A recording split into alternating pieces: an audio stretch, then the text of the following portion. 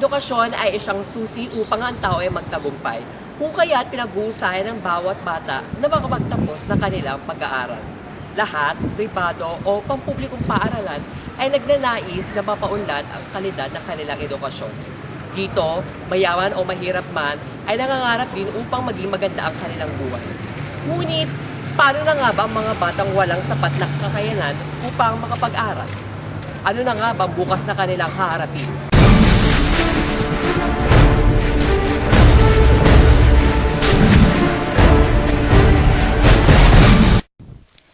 Bago tayo tumugon sa problema sa edukasyon, alamin muna natin ang sistema ng edukasyon sa Pilipinas.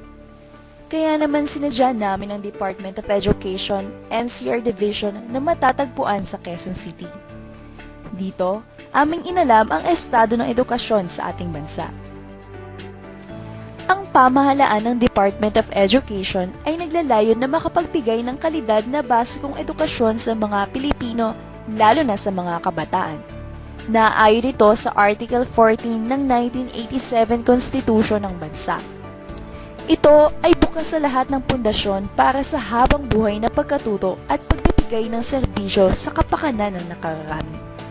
Ito ang kabuuang nilalaman ng misyon at pisyon ng Department of Education. Ang basic education sa Pilipinas ay libre. Kompulsary naman ito sa elementarya. Ang curriculum sa elementarya ay binubuo ng mga subjects na English, Science, Filipino, Edukasyong Pantahanan at Pangkabuhayan, Mathematics, Makabayan, at Edukasyong Pagpapakatao. Sa sekundaryang antas naman, ang curriculum ay binubuo ng mga subjects na Filipino, English, Mathematics, Science, at Makabayan. Ang polisiya ng curriculum sa Pilipinas ay ipinapatupad sa ilalim ng Department of Education. Alam naman natin na dito sa Pilipinas, tayo ay humaharap pa din sa matinding pagsubok para makamit ang kalidad na edukasyon. Ngunit, paano naman matutugunan ng Department of Education ang suliranin sa mga batang hindi nakapag-aral o mga batang hindi na makapagtapos ng pag-aaral? Kaya naman inalam namin ang ilang dahilan kung bakit tumitigil sa pag-aaral ang mga bata. Umiinom, nag-drugs, then yun.